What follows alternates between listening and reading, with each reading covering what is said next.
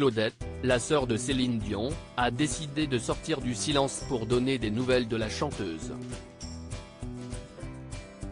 En décembre dernier, Céline Dion annonce le report de sa tournée européenne.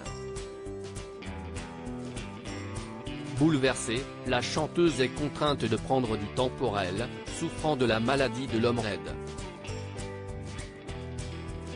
Ces spasmes affectent ma vie quotidienne à plusieurs niveaux. Parfois, je lutte pour marcher et je ne peux pas utiliser ma voix comme je le souhaite, avait-elle partagé sur les réseaux sociaux. Sa sœur aînée Claudette a, à de nombreuses reprises, pris la parole dans les médias pour donner des nouvelles de l'artiste. Céline se débrouille du mieux qu'elle peut.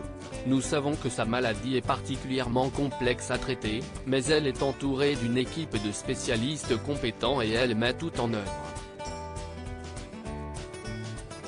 J'ai confiance en cette équipe, ma petite sœur est d'une incroyable force morale et elle va bien, a-t-elle affirmé. Quant aux rumeurs de tension entre Céline Dion et son fils René Charles, Claudette Dion fait une mise au point.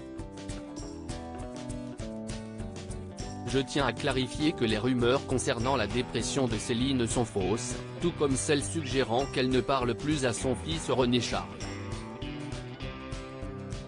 La sœur de Céline Dion précise que sa voix est toujours intacte. Ceux qui prétendent que la voix de ma sœur a disparu se trompent.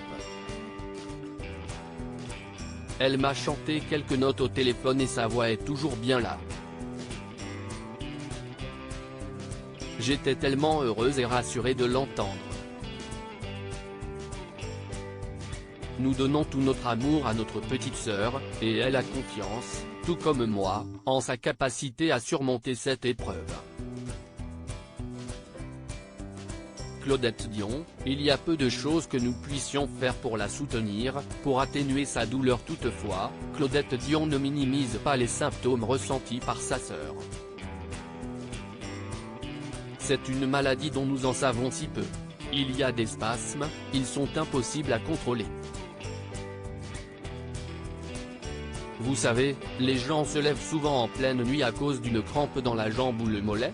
C'est un peu comme ça, mais dans tous les muscles.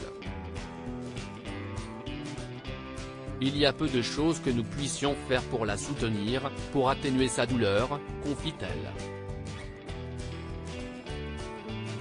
Souhaitant envoyer des bonnes ondes à sa sœur, elle reste optimiste. Nous croisons les doigts pour que les chercheurs trouvent un remède à cette terrible maladie.